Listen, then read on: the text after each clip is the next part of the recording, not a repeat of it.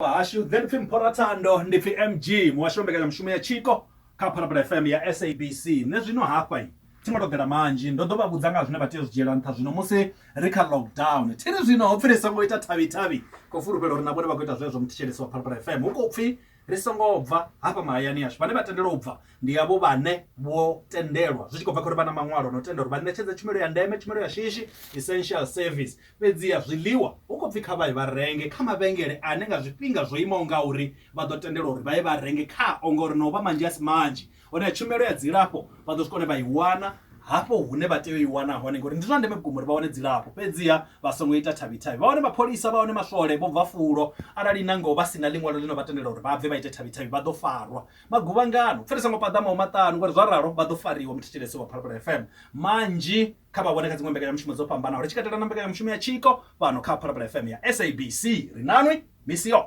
Phalaphala FM ri nanwi misi yoṱhe.